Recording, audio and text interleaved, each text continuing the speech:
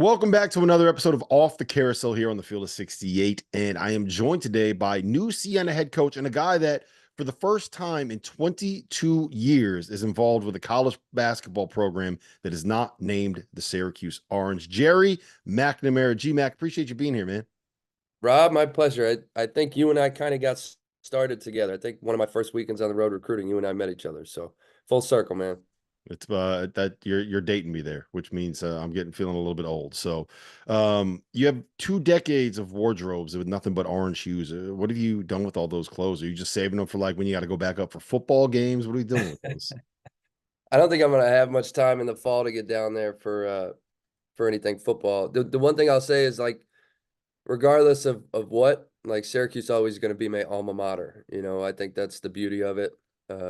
So I gave away just as much stuff as I gave away during those 20 years. You accumulate so many things that I got a lot of family, a lot of friends, and they benefited from a lot of quarter zips and jumpsuits and shoes. And the biggest adjustment was brand too, So I'm going 20 years of one brand to, obviously a new brand now. So I'm starting to accumulate enough Sienna things that I feel like, Sunday through Sunday, I can put together a pretty solid wardrobe.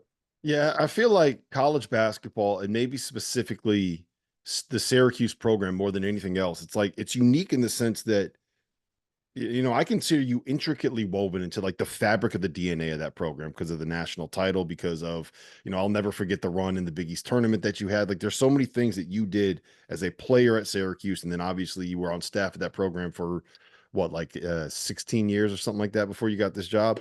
Now the MAAC and the ACC are obviously different levels of the sport, but if you're going to be able to like you got to win a title if you guys are going to play them, unless there's a game I don't know about, but it's still, you are playing in the same sport and competing against a program that you are such a big part of. Like, is that a weird dynamic for you? Not really. I think you're in it so long, you start to, it's just like a maturation as a player. I think you start to become more and more confident on the court of who you are, what you're capable of doing. You feel confident that you've put in the work behind the scenes to be ready to perform on big moments. And, all these years, 15, 16 years, getting a chance to work with Coach Boeheim, Coach Autry, Griff, Brendan Strawn last year. I worked with Mike Hopkins was my mentor. So, I've just gotten to the stage where I felt like it was time that if I had an opportunity and I got a great place to do it at, that I was going to branch off. And I don't think I'd ever would have been satisfied if I didn't test myself. One of the reasons I chose Syracuse in the first place coming out of high school was to test myself against the best. And you want to do that as a coach. You want to test yourself in terms of what you're capable of doing. And I thought this was a great opportunity for me. Would it be strange for me to walk into the Carrier Dome on the opposing bench? Yeah, I've never been on that side of the bench. So the only time I've sat on that bench is to watch our team warm up before a game. So, um, the great thing for me leaving, it's there's no bad blood. Mhm. I talked to Red. We were FaceTiming each other 2 nights ago. So I'm always going to be tied. There's always going to be a connection. I love the place. It's my alma mater. I'll always love it. There won't be a night that Syracuse, if we don't have a game, or I'm not scouting somebody else. I'm going to be watching Syracuse games. I'll always have that passion and pride for the program. Um, we came up in those incredible years in the Big East, Rob. So I think part of me becoming synonymous with what Syracuse basketball is having the title. The UConn team won the title the year after us. So having those, I know you're a UConn fan, so having those battles between Syracuse and UConn were so fun. Um, so I'm going to obviously miss it, but at the same time, you want to go create, hopefully new memories for this place and try to put this place back on the map of a place that's passionate about basketball. So I'm thrilled to be here. It's going to be weird. Hopefully one day I do walk into that building and get a chance to play them. I think it would be neat to go back home and get a crack at them. I was talking with someone the other day when I was preparing for this podcast, and I was saying I think Siena, when it comes to being a first time head coach, I don't know if there's a better landing spot for you. Right, you got a big fan base, it's well supported, it's a good league, but I think that the facilities and kind of the infrastructure around the program is as good as anybody else in that conference. It feels like a place where you're set up to have success, and I think that's half the battle when you're getting your first head coaching gig. and that's why it was so appealing for me. You know, you have to go somewhere where you're supported. So regardless of anything, the best programs have fan support. That was first and foremost, that there's passionate alumni, passionate students. And then you look at the facilities, you look at history, and this place has proven that in the past they can go and win an NCAA tournament. They've proven to be one of the better teams historically in this league. MVP Arena is the arena that Syracuse in 2003 as a 3 seed goes through to get to New Orleans.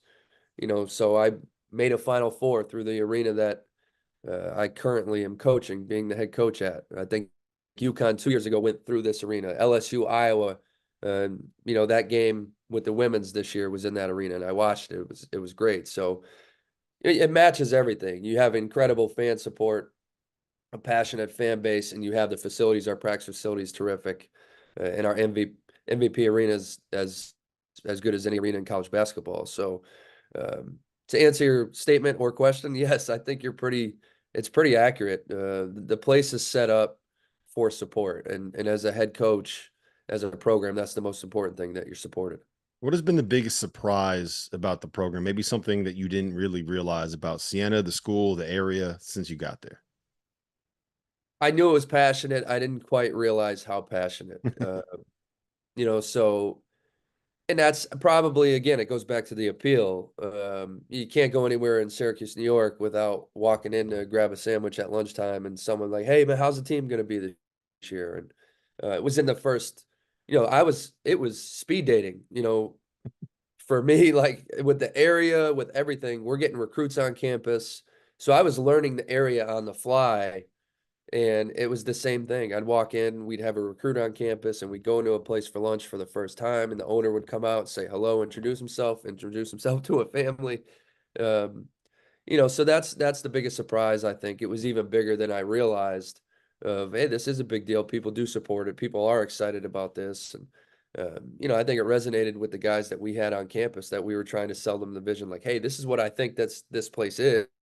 And then as I would go out, I'm like, man, this place really is exactly what I thought it was. Yeah, it's shocking that college basketball fans are crazy about the team that they like, right? No one Yeah, could have ever seen that coming. yeah. So if Syracuse fans need a second team to root for, if they need a mid-major team that they want to pull for, I feel like there's a couple names that they're going to be fans of on the staff. You brought in Arinze Onuaku, you brought in Ryan Blackwell. So first things first, are you guys still getting after it in practice? Like, can you light these youngins up? Are you showing them something about what these veterans know how to do? Well, I've got a bum ankle. I think Arinze has iced his knees after every practice, and Ryan Blackwell is no spring chicken either. So, that and to piggyback on that, we actually brought Ryan Bury, who worked with me at Syracuse as a manager, and then grad assistant, and then video coordinator. So, um, we've got the Cuse tie. I think Arinze was hungry for his chance. Uh, he had worked 2 years in the G League, and then was working with Gonzaga High School, one of the best high school Mhm. programs in the nation. Ryan Blackwell has proven as a coach. He had coached in Japan professionally, had come back and had really, really put himself on the map in high school basketball at Liverpool High School, had won a state championship, had won many, many other championships, in the districts and regionals. And I just wanted to put guys around me that I really believed in, that were hungry about it, that wanted to get their chance at this, and that I could trust. And I feel like I've done that. I've hired Ben Lee from another tie for Syracuse, who worked with Mike Hopkins at Washington. Ben and I had our own separate relationships, so that was easy. So I just feel like I've put people around me that are really, really excited about this opportunity to represent Siena, and hungry to work. But people, at the end of the day, this, Rob, like, you've got to be around your colleagues that you really feel like you're in it together and you can trust them. You hope that they motivate you as much as you feel like you motivate them. And I just feel like we've had a really good connection. And I think the summertime and our connectivity as a staff has really kind of resonated and matriculated through our roster, and our guys feel that. If you haven't heard by now, we have partnered with BetMGM Sportsbook. We're going to be using BetMGM lines to make all of our picks, and we'll have special offers for the listeners and the viewers of the Field of 68 throughout the year. If you haven't signed up for BetMGM yet, you can use bonus code FIELD, and you will get up to a $1,500 first bet offer on your first wager with BetMGM. The best part, all you need to do is deposit and bet $10 of your own hard-earned money to be eligible. Here's how you make it work. Download the BetMGM app and sign up using that bonus code FIELD. Deposit at least $10 and place your first wager on any game, and you will receive up to $1,500 in bonus bets if your bet loses. Just make sure that you use that bonus code FIELD when you sign up. BetMGM is going to have some fun offers available throughout the NBA playoffs. Bet insurance tokens, odds boost, and what I love, a nice parlay booster too from time to time, as well as a ridiculous array of player prop bets for any sport that you could possibly imagine betting on. BetMGM is and always will be the king of the prop bet. So go download the BetMGM app, use the bonus code FIELD, and sign up today. And while I've got you, a quick request. The best way to support the Field of 68 content that you get for free is to engage with us. Rate and review the podcast. Like and share the YouTube videos. Tell your friends about us. It all helps in a world where the algorithm is king. And now, back to the show. Yeah, I think your staff is really interesting. And it's kind of the way that I feel like you need to put staffs together in this era of college basketball. You got a guy who kind of came up on the grassroots circuits in Ben, right? Like he worked with Made Hoops and those guys. You got a couple former players that have played at a high level that have coached at the professional levels. And you brought in, I'm gonna butcher his name, but a guy from the College of St. Rose that was there for 3 decades, right? Is that Ryan Brewery? Ben Brewery's the dad is Ben, Right. right? Yeah. So Ryan Bury's uncle, Brian Bury, Okay. who was, legendary local coach at St. Rose. He's terrific. Yeah, so you have three guys that can help coach, and you got a guy that has probably more experience than just about anybody else in the state of New York when it comes to being the head coach and running a basketball program. Just kind of take me through the thought process as you put that staff together. Yeah, it was, again, to piggyback the trust factor. And then, with Coach Bury, unfortunately, St. Rose closes, Mhm. and he's right here. He's like 5 minutes from Siena campus. So, working so closely, it was Brian Bury who asked me if Ryan Bury could be a manager all those years ago at Syracuse. So his and I relationship had gone back to when I played against his teams as a player. Mhm. So I've known Brian for years, and our relationship only strengthened through me kind of mentoring his nephew. So when I had the opportunity, unfortunately for him, that St. Rose closed down, when I took over, I said to Ryan right away, "Hey, call your uncle. I don't know if he's interested in this position, but I'd love to talk to him about it." And, even though it was just recently released, he and I had been talking for weeks, really months, about the position. And um, like you said, Rob, I just feel like I've kind of touched every area. I've got guys that are really, really good on the court that have experience playing at levels that our guys hopefully aspire to play at. I've got a guy that's Ben is just an animal recruiter. He knows everybody in the high school circles. He's nonstop. He's go, go, go. But he's also really good on the court. He's really smart. And then, Ryan Bury from my ops position, he's like jack of all trades. He can do it all. And then Brian, you bring in just a wealth of knowledge and experience, and he's just so level-headed. And, for me as a first-time head coach, I've been around Hall of Fame coach, obviously, and, but you're in that seat for the first time. And, regardless of how confident you are in yourself, you're going to face things that you haven't come across yet. And, to have that in my corner with me, a guy that's, he's seen it all. He's been through it. Yeah, I feel really lucky and feel really well rounded around me that I'm completely confident going in with this staff and this roster this season.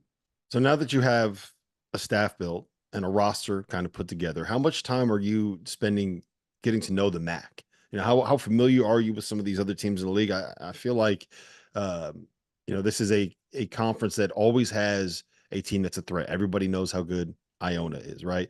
I don't think Yeah. anyone's going to forget St. Peter's making that run to the Elite Eight 2 years ago. Quinnipiac won the league last year, and they bring back basically their entire roster and added a kid from I forget where the transfer, but they're going to be one of the better mid majors in college basketball. Like, how much time are you spending trying to figure out who's in this league, what they do, what they run, how they play?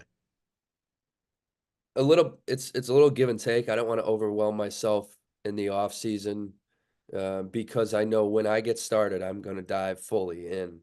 And there's so many games prior to when I hit that. So what I will tell you is I watched a little bit of the league last year. And just like how you and I met, you meet so many friends Mhm. over the years that are working at these places. So naturally you're like, oh, let me check in on Quinnipiac to see how they're doing, if they're on, and I have a chance to watch them because you have friends. Let me check in on Fairfield to see if because you know people.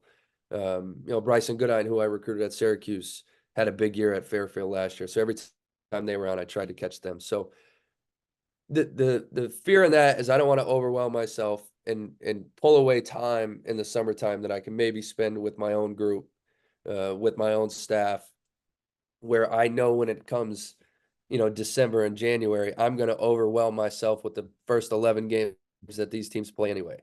So, teams change, they fluctuate, but you're right on Quinnipiac. I know they bring everybody back.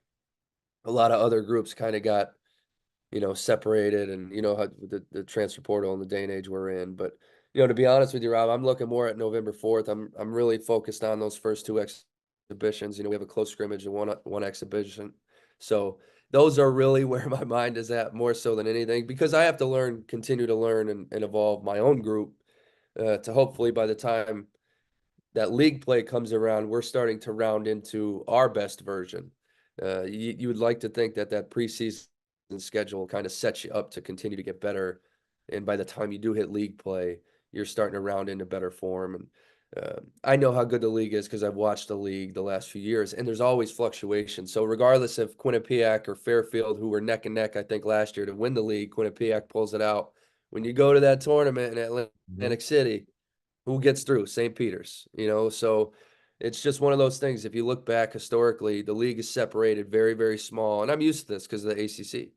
You might have one or two teams that are 2 or 3 games ahead. And then that middle of the pack, that, 4 through 8, it's like 1 or 2 games separating everybody. And then by the time you get to, postseason play, you roll the dice, and anything could happen. And that's the way the league is. That's the way it's been. It's competitive top to bottom. And I got a chance at the head coaches meetings, to meet all these guys I've been familiar with, but now I'm sitting across as a colleague in terms of head coach, and just kind of really looking forward to competing against some really quality teams and really great coaches. All right, let's talk about putting this roster together. Coming off of I think it's safe to say, pretty disastrous season last year for Siena, right? Like, I love Carm. He's a good dude. I think he's a really good coach. Bottom kind of fell out of that thing on him. You bring back 4 guys that were underclassmen. I think 3 of them were freshmen, right? That were on that team that played double-digit minutes. What was the thought process on that? Are you just trying to build a little bit of continuity there? You also added, I think it was 6 players from the transfer portal, 3 guys with high major experience. How do you put this thing together as a first year head coach? Yeah, initially when I got it, I had kind of had it in my mind because, like you said, because I love Carm. I've known Carm for years. I hate it. I really do. I hate that, like, my opportunity comes at the expense of a friend, but it went south, The and business, man. That's it's how the it is. business. And, when I got it, because of that, because of the 4-win season, there was a length of time by the time that there was a removal of a coach to a hiring of a coach. So that gave a lot of time for guys to enter the transfer portal. So by the time I was hired as the coach, a lot of those guys were in the portal. When I got the job, I had made up my mind that I wasn't going to re-recruit anybody that was in the portal. So regardless of who it was, because of the season, I felt like, you know what, clean slate. These kids deserve to go somewhere and just kind of new start, fresh start. I need to go in with the same mentality. I need to bring in guys that are ready for a fresh start for me. So I was really lucky that multiple guys had decided not to enter the portal and see where the coaching search went. And I got a chance to sit down with guys like Michael Ojo, Brendan Mhm. Coyle, Braylon Smith, Kyle Winters, Mosey, 2 of our walk-ons. So